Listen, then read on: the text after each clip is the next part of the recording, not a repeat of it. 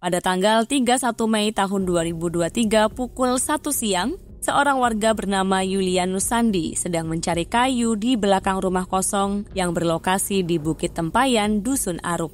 Ketika menggali tanah di sekitar pohon itu, ia menemukan potongan tulang berwarna kecoklatan, rambut, dan baju. Karena dinilai sangat mencurigakan, pria tersebut lalu melaporkan penemuan ini ke ketua RT setempat dan dilanjutkan ke kepolisian.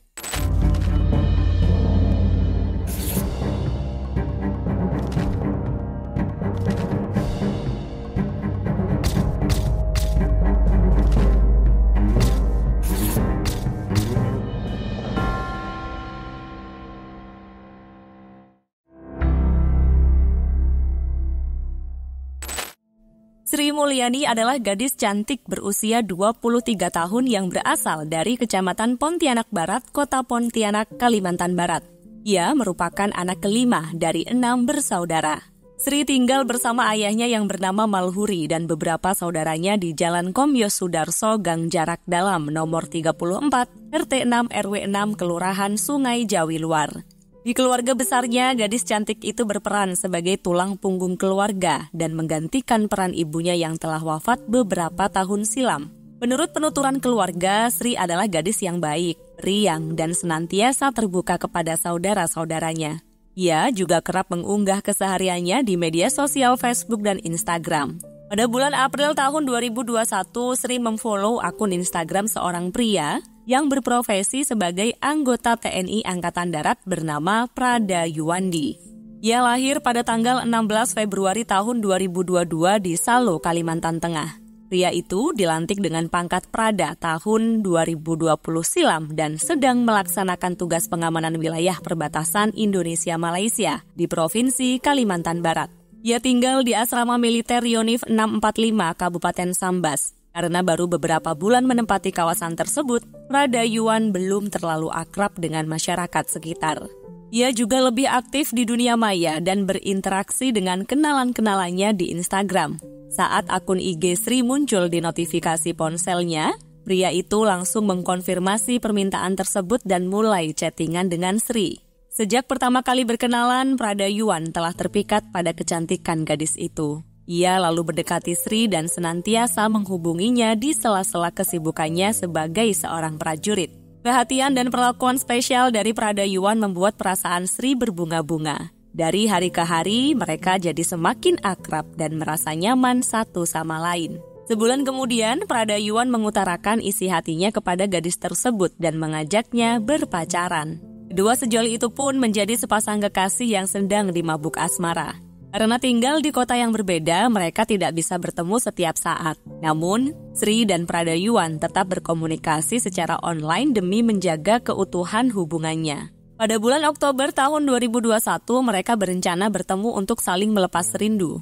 Sri kemudian pergi menghampiri sang kekasih ke Kabupaten Sambas. Kedua sejoli tersebut lalu bertemu di Hotel Paradise dan melakukan hubungan badan layaknya suami istri. Semenjak saat itu, Sri kerap bolak-balik keluar kota demi memadu kasih bersama sang pacar. Prada Yuwan juga rela mengeluarkan banyak uang untuk membiayai akomodasi kekasihnya. Hingga setahun kemudian, hubungan asmara mereka kian romantis dan berniat untuk melanjutkan ke jenjang yang lebih serius. Selama itu pula, Sri dan Prada Yuwan telah melakukan hubungan intim sebanyak 10 kali. Pada bulan Mei tahun 2022, Prada Yuwan mendapat cuti libur lebaran selama 5 hari. Ia lalu menggunakan kesempatan tersebut untuk datang ke rumah Sri dan melamarnya. Kala itu orang tuanya tidak bisa hadir dan ia hanya ditemani oleh seniornya yang bernama Pratu Hendra. Ia pun disambut dengan baik dan diperlakukan seperti keluarga sendiri. Beberapa kakak Sri juga turut menyaksikan acara pertunangan tersebut. Di momen bahagia itu, Prada Yuwan mengutarakan kalau ia rela meninggalkan agama Hindu yang ia anut dan masuk agama Islam demi menikahi Sri. Setelah acara pertunangan, Prada Yuwan menginap di rumah sang tunangan selama 3 hari. Mereka juga kembali melakukan hubungan intim sebanyak 2 kali di sebuah penginapan yang berlokasi di kawasan Kota Pontianak. Sebagai wujud keseriusannya, Prada Yuwan menyerahkan kartu ATM gaji Bank BRI miliknya kepada sang tunangan. Karena masa cutinya telah habis, ia lalu berangkat menjalankan tugas dan menempati pos Gapma Sajingan yang berlokasi di Desa Aruk, Kecamatan Gapma Sajingan. Selama bertugas, Pradayuan harus senantiasa berjaga di tempat tersebut sehingga ia dan Sri kembali menjalani hubungan jarak jauh. Seiring berjalannya waktu, kisah asmara mereka menjadi retak dan kerap adu mulut melalui handphone. Hal itu dipicu oleh kecemburuan Sri atas kedekatan tunangannya dengan seorang wanita bernama Yanti berusia 26 tahun. Sri mengetahuinya dari beberapa kenalannya yang tinggal di Desa Aruk. Yanti rupanya tinggal di Kelurahan Setalik, Kecamatan Sejangkung dan memiliki usaha salon kecantikan yang cukup berkembang. Wanita itu memiliki beberapa pelanggan tetap di Desa Aruk sehingga ia sering pergi ke sana untuk memberikan pelayanan berupa sulam bulu mata. Di sanalah ia berkenalan dengan Pradayuan dan saling akrab satu sama lain. Meski sudah memiliki tunangan, pria itu tetap mendekati Yanti dan mengajaknya berpacaran. Hubungan tersebut akhirnya diketahui oleh Sri yang membuatnya naik pitam. Kekecewaan dan sakit hati yang mendalam membuat wanita itu membuat keputusan untuk mengakhiri hubungan pertunangannya. Sri juga melaporkan kelakuan Pradayuan ke Komandan Kompi atas perselingkuhan tersebut. Pria itu lalu diperiksa di staf 1 batalion untuk menyelesaikan konflik itu. Laporan ini akhirnya dapat diselesaikan secara damai dan kedua sejoli tersebut telah resmi tidak memiliki ikatan apapun.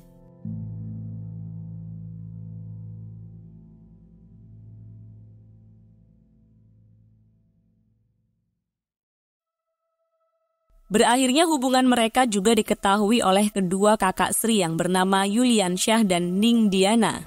Sang kakak juga meminta adiknya agar tidak menyimpan dendam dan tetap menjalin hubungan baik dengan sang mantan. Semenjak pertunangan itu berakhir, Sri dan Pradayuan masih sering berkomunikasi dan selalu bertengkar melalui chat WhatsApp. Wanita itu juga beberapa kali menghubungi Yanti melalui Instagram. Sri nampaknya masih sakit hati dengan pengusaha salon tersebut. Ia bahkan mengedit foto Yanti sebagai wanita pelakor dan mengunggahnya di media sosial TikTok. Namun Yanti tidak menggubrisnya sama sekali dan tetap berpacaran dengan Pradayuan. Dari hari ke hari, pasangan tersebut menjadi lebih intim dan kerap berhubungan badan layaknya pasangan suami istri. Di sisi yang lain, Sri masih tetap mengganggu hubungan mereka dan tidak terima dengan kenyataan yang ia hadapi. Pada bulan November tahun 2022, Sri tiba-tiba merasakan sesuatu yang aneh pada dirinya. Beberapa minggu terakhir, ia kerap mual-mual dan sudah telat haid. Gejala-gejala tersebut membuat Sri sangat yakin kalau ia sedang mengandung anak dari Pradayuan. Ia kemudian menelpon temannya yang berprofesi sebagai bidan bernama Natasha Yornanda untuk memberitahukan terkait hal ini. Natasha pun memintanya agar melakukan pengetesan menggunakan test pack. Selang beberapa menit, hasilnya menunjukkan garis 2 yang artinya ia positif hamil dan kandungannya menginjak usia 3 bulan. Sri kemudian menghubungi mantannya untuk memberitahukan tentang kehamilan itu. Pradayuan pun sangat terkejut dan berkata, "Dengan siapa hamilnya? Kan kita sudah lama putus." Sri lalu menjawab, "Emang aku sama siapa lagi kalau bukan dengan kamu? Aku gak pernah begituan sama orang lain." Namun Pradayuan tetap meragukan kehamilan Sri dan ia sangat yakin kalau kehamilan tersebut bukan akibat perbuatannya. Pria itu pun meminta wanita itu untuk periksa ulang di rumah sakit. Sri kemudian setuju dan berencana menemui sang mantan untuk memeriksakan kehamilannya di puskesmas yang ada di Desa Aruk. Pada hari Kamis pagi tanggal 23 Desember tahun 2022, Sri menuju ke rumah temannya untuk menitipkan sepeda motornya. Ia lalu berangkat ke kota Pontianak menuju Aruk dengan menggunakan travel. Setelah sampai di Kabupaten Sambas, wanita tersebut sempat mampir ke rumah Natasha sang teman. Dengan sedikit khawatir, Sri berkata, "Nat, temenin aku. Besok kamu balik juga gak apa-apa. Aku takut, Nat. Nanti Yuandi nyuruh aku menggugurkan kandungan ini." Namun Natasha tidak bisa menemani Sri dan berpesan agar tetap mempertahankan kehamilannya. Tak lama kemudian, Sri pergi pamit dan minta didoakan agar permasalahannya dengan Pradayuan bisa cepat selesai. Setelah menempuh perjalanan selama beberapa jam, ia akhirnya sampai di Desa Aruk. Kemudian pada pukul 1 siang, Sri menelpon mantan tunangannya agar segera menemuinya. Akan tetapi Pradayuan masih dalam tugas pengendapan di perbatasan, sehingga ia tidak diizinkan untuk meninggalkan pos jaga. Selama menunggu kedatangan pria itu, Sri menginap di Hotel Saka Dharma sambil terus menghubunginya. Pada pukul 7 malam, Pradayuan telah selesai bertugas dan pergi meninggalkan posnya menggunakan motor. Namun, ia tidak langsung menjumpai Sri dan lebih memilih berduaan dengan pacarnya di Hotel Rizky. Yanti diketahui telah menginap di sana sejak sehari sebelumnya untuk melayani beberapa pelanggan yang membutuhkan jasanya. Setelah puas menghabiskan waktu bersama kekasihnya, Pradayuan menuju ke tempat Sri menginap pada pukul 9:30 malam. Mereka kemudian sepakat untuk pergi ke puskesmas pada esok harinya. Namun, karena tidak percaya pada pria itu, Sri berencana untuk mendatangi tempat kerja Pradayuan dan membuat laporan kedua kalinya atas perbuatan mantannya tersebut. Sri lalu menemui resepsionis hotel yang bernama Fitri dan memintanya agar mengantarkannya ke pos Yuan bertugas. Wanita itu juga menceritakan tentang kehamilan dan perbuatan Pradayuan selama ini. Di sisi lain, Fitri sebenarnya telah kenal lama dengan pria itu dan sudah tahu kalau tentara tersebut telah memiliki pacar baru.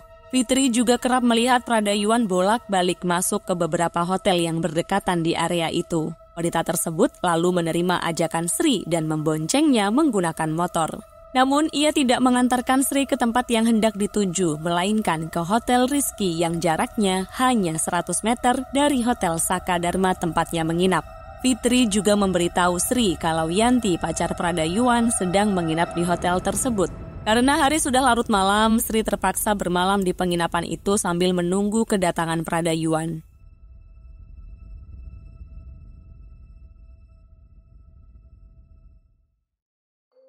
Esokan harinya, sekitar pukul 4 pagi, pria tersebut tiba di Hotel Rizky untuk menemui Yanti. Ketika sampai di area halaman, ia tidak sengaja berjumpa dengan Sri hingga menimbulkan pertengkaran hebat di antara mereka. Dengan emosi yang menggebu-gebu, wanita itu menghampiri si pemilik hotel dan meminta agar diantarkan ke kamar Yanti untuk melabraknya. Pradayuan turut menemani Sri sambil menenangkan mantannya tersebut. Namun, Sri semakin berteriak kencang dan memaksa Yanti agar keluar dari kamar. Tak lama setelahnya, Yanti membuka pintu dan mendekat ke samping pacarnya. Hal itu membuat kemarahan Sri semakin memuncak dan ia berkata, "Itu kan si Lotte yang sama kamu?" Wanita itu lalu menyerang Yanti dan membalaskan rasa sakit hatinya selama ini. Pertengkaran tersebut berusaha dilerai oleh Pradayuan. Ia kemudian meminta Yanti agar masuk kamar dan menarik tangan Sri menjauh dari sana. Setelah cekcok selesai, pria tersebut kembali ke pos jaga untuk kembali bertugas. Namun semenjak saat itu, Sri tidak pernah terlihat lagi dan menghilang secara misterius. Bahkan hingga 4 hari kemudian, Sri tidak kunjung pulang dan membuat keluarganya merasa cemas. Terlebih lagi, ia meninggalkan rumah tanpa pamit atau memberi kabar apapun. Yuliansyah, kakak Sri, sebenarnya sudah menghubungi adiknya melalui WA. Pesan itu pun dibalas oleh Sri dan mengatakan kalau ia sedang berada di Jagoi Babang, Kecamatan Sajingan, Kabupaten Sambas dan akan pergi ke Malaysia untuk bekerja di sana. Jawaban tersebut dinilai sangat janggal karena wanita itu tidak pernah mengutarakan hal ini sebelumnya. Pada tanggal 27 Desember pukul 1 siang, Ning Diana, kakak Sri, akhirnya menelpon Pradayuan untuk menanyakan keberadaan adiknya. Pria itu menjawab kalau pada tanggal 20 Desember silam, Sri menemui dirinya untuk meminta tanggung jawab atas kehamilannya. Namun karena sudah lama putus dengan wanita tersebut, ia tidak mengakui kehamilan mantan tunangannya itu. Sri kemudian kembali ke penginapan dan mengancam akan melaporkan dirinya ke polisi militer. Pradayuan juga menceritakan kalau pada tanggal 27 Desember ia mendatangi penginapan itu untuk menemui Sri. Namun sayangnya, wanita itu sudah tidak ada di sana. Mendengar penuturan ini, Ning Diana dan anggota keluarganya yang lain awalnya percaya kalau Sri memang benar-benar sedang di Malaysia. Semenjak saat itu, mereka berulang kali menghubungi wanita tersebut melalui pesan WhatsApp. Namun, pesan itu tidak pernah dibalas dan hanya dibaca saja oleh Sri. Sebulan setelah kepergian wanita itu, Yuliansyah, sang kakak, mendapat pesan dari adiknya dengan nomor Malaysia yang memberitahukan kalau ia telah berada di negara itu dan bekerja di sebuah kedai. Dalam pesan tersebut disertai juga foto sampul depan paspor tanpa memperlihatkan nama pemiliknya. Namun anehnya, Sri hanya berkirim pesan dan tidak pernah menjawab telepon dari keluarganya. Meski dirasa janggal, mereka tetap berpikiran positif dan berupaya melakukan pencarian terhadap Sri.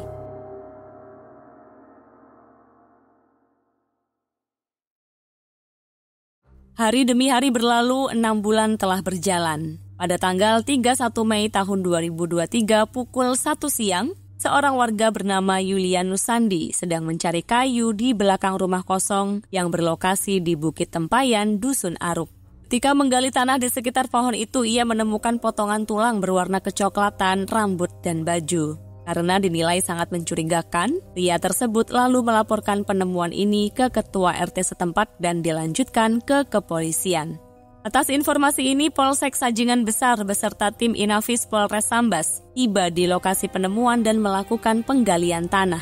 Tanpa disangka-sangka, mereka menemukan tulang manusia, BH warna merah, celana jeans warna biru yang masih terpasang di bagian tubuh, gelang bertuliskan Daniel Wellington, sebuah anak kunci dan gantungan plastik berwarna biru.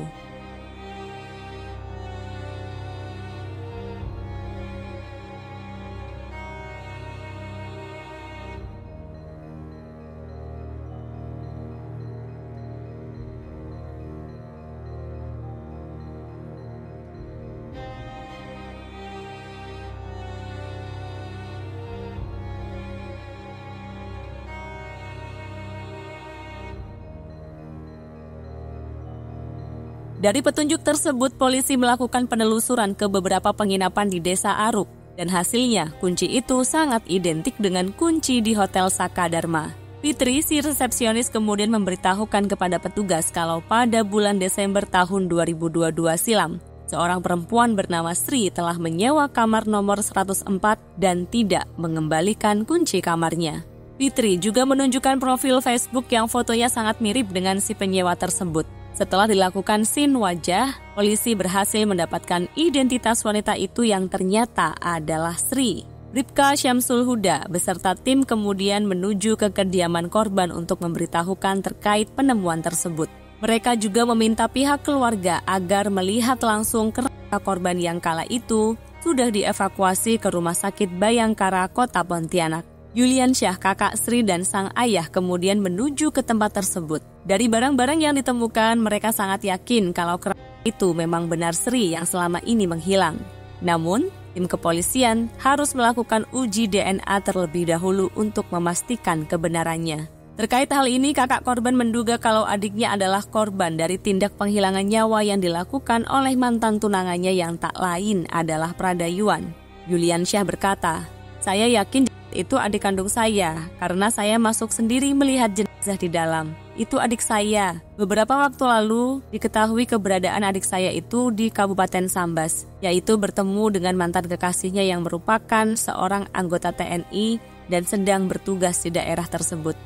Menanggapi hal ini, Kolonel Infantri Ade Rizal Muharram selaku Kapendam 12 Tanjung Pura mengatakan kalau timnya sudah memanggil terduga pelaku dan menghadirkan beberapa saksi ahli untuk melakukan penyelidikan. Pihaknya juga memastikan akan menindak tegas personil yang terbukti melakukan tindak pidana. Berkasnya dilimpahkan dari Polres Sambas kepada Pomdam kita. Adapun nanti kalau seandainya terlibat atau tidak terlibatnya nanti berdasarkan penyelidikan yang sedang akan dilaksanakan. Dengan terlebih dahulu akan memanggil para saksi-saksi, saksi ahli, termasuk juga saat ini juga sedang mengumpulkan barang bukti yang ada. Namun hingga beberapa minggu kemudian aparat berwenang masih belum mengambil keputusan dan belum ada kemajuan apapun terkait penelusuran kasus ini. Keluarga korban juga mengalami kenyataan yang berbeda karena Pomdam ataupun Kodam terkesan mempersulit dan saling lempar. Keluarga korban lalu membuat surat pernyataan dan meminta kepada Panglima TNI agar memeriksa tuntas Pradayuan tanpa menyembunyikan apapun. Di salah satu video yang diunggah di media sosial, Ningdiana, sang kakak, mengeluhkan kalau ia belum mendapat kejelasan dari Pomdam ataupun Kodam tempat Pradayuan bertugas. Bahkan wanita itu juga meminta bantuan kepada pengacara kondang Hotman Paris untuk memperjuangkan keadilan bagi adiknya. Siang, saya kakak kandung korban meminta bantuan kepada Bapak Hotman Paris untuk mengungkap kasus adik saya yang bernama Sri Mulyani di Sajingan, Kabupaten Sambas yang oleh Oknum TNI yang bertugas di Kecamatan Bajingan Kabupaten Sambas. Sampai saat ini belum ada titik terangnya, dan saya ke Kodam malah dilempar ke Pomdam, malah dilempar ke Kodam, dari Kodam dilempar lagi ke Pomdam, dan sampai saat ini kami tidak mendapat kejelasan. Dan hari ini saya benar-benar meminta bantuan kepada Bapak Hotman Paris. Terima kasih. Semenjak video itu tersebar luas, kasus ini pun menjadi pusat perhatian masyarakat dan viral di media sosial TikTok. Lembaga TNI AD juga menjadi sorotan warganet karena dinilai lamban dan mempersulit proses evakuasi salah satu anggotanya.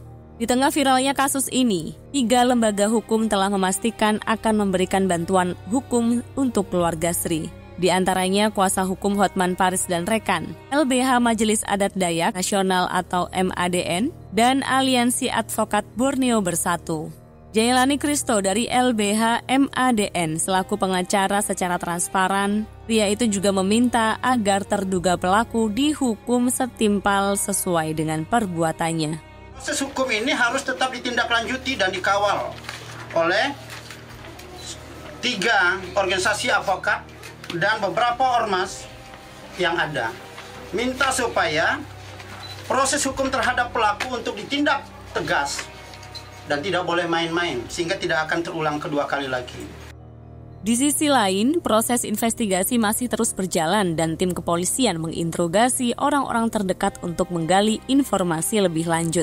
Dari hasil penyelidikan yang cukup panjang, Polres Sambas berhasil menguak fakta baru kalau nomor ponsel Malaysia yang mengirim pesan dan mengaku sebagai Sri adalah berada di daerah Pemangkat, Kabupaten Sambas. Hasil pelacakan petugas juga menunjukkan kalau nomor IMEI ponsel tersebut sama dengan nomor IMEI iPhone 11 Pro milik Pradayuan. Sehingga bisa disimpulkan kalau pria itulah yang selama ini menghubungi keluarga korban dan berpura-pura sebagai Sri untuk mengelabui mereka serta membuat Sri seolah masih hidup. Namun entah apa yang membuatnya tega melakukan tindakan keji itu pada mantan tunangannya sendiri.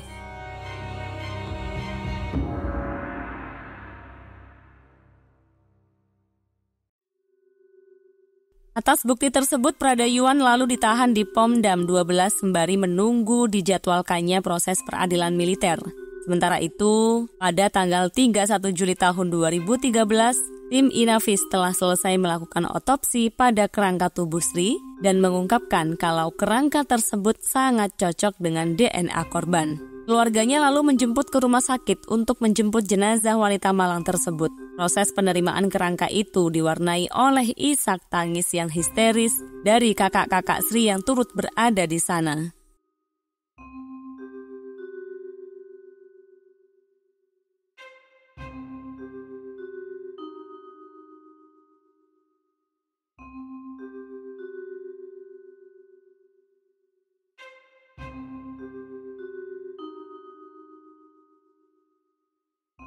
Setibanya di kediaman korban, jenazah Sri kemudian disolatkan dan akan dimakamkan di samping makam ibunya di TPU Jalan Karet. Beberapa anggota POM dan Pontianak tiba di rumah sakit untuk mengucapkan bela sungkawa dan memberikan sejumlah uang kepada Malhuri sang ayah. Di momen tersebut, Malhuri tak dapat membendung air mata kesedihan atas kepergian putri tercinta. Anggota keluarga yang lain juga turut menangis histeris di samping keranda korban. Pada tanggal 14 September tahun 2023, persidangan kasus penghilangan nyawa Sri digelar di kantor Pengadilan Militer 105 Pontianak. Dalam surat dakwaan terungkap mengenai kronologi peristiwa dan cara tragis pelaku dalam menghabisi korban.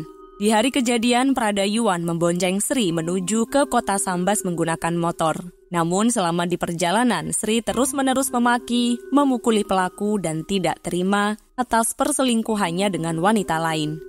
Korban juga berkata, "Awas kau ya Yuandi, kuhancurkan kau dan keluargamu sampai kau dipecat." Pradayuan pun hanya terdiam dan tidak merespon apapun terkait ancaman itu. Di sisi lain, pria tersebut merasa sakit hati dengan kata-kata yang dilontarkan Sri. Ia juga tidak ingin bertanggung jawab atas kehamilan wanita itu. Pelaku lalu merencanakan sesuatu untuk menghabisi korban dan sengaja mengajak mantan tunangannya ke rumah kosong sambil menarik tangannya ke belakang rumah tersebut. Korban juga tidak menolak karena pelaku bersikap lemah lembut dan tidak menunjukkan gelagat yang aneh. Sesampainya di sana, Pradayuan menjegal kaki Sri menggunakan kaki kanan sambil mendorong badan korban ke belakang hingga jatuh terlentang. Pelaku lalu naik ke atas tubuh wanita tersebut dan menjegal lehernya selama 10 menit hingga tak sadarkan diri. Pria bejat itu kemudian melepas celananya dan celana korban untuk menuntaskan nafsunya dengan memperkaos wanita tersebut untuk yang terakhir kalinya. Tak lama setelahnya, Pradayuan melihat kaki korban bergerak sehingga ia kembali pelipis kanan korban dengan sebongkah batu. Pelaku juga mengikat dada dan perut wanita malang tersebut, serta membekap mulutnya hingga denyut nadinya terhenti. Setelah menguburkan tubuh korban, ia membuang tas milik Sri ke Sungai Sajingan dan hanya mengambil kartu SIM card-nya untuk menghubungi keluarga wanita itu. Atas perbuatannya tersebut, Pradayuandi didakwa dengan pasal berlapis, yakni pasal 40 KUHP terkait pembunuhan berencana, pasal 338 KUHP dan 351 KUHP tentang penganiayaan yang mengakibatkan kematian. Sementara itu, beberapa saksi ahli turut dihadirkan di sidang tersebut. Dokter forensik mengungkapkan kalau timnya tidak dapat menyimpulkan adanya tanda-tanda kehamilan pada korban karena kerangka jenazah sudah membusuk dan jaringan ototnya sudah terurai.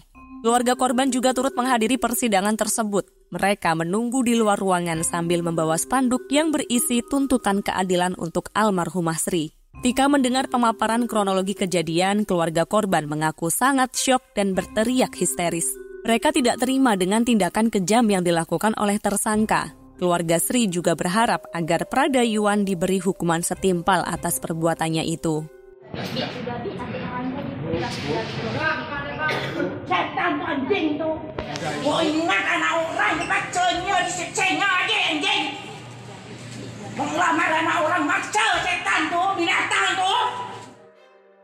Pada hari Selasa tanggal 28 November tahun 2023, Hakim militer membacakan putusan akhir untuk Pradayuan. Pria itu akhirnya divonis penjara seumur hidup atas perbuatannya pada almarhum Sri. Keluarga korban mengaku puas dengan vonis tersebut dan berharap agar kejadian serupa tidak akan terulang lagi. Setelah sidang berakhir, suasana menjadi memanas karena keluarga almarhumah Sri ingin melampiaskan kekesalannya pada tersangka.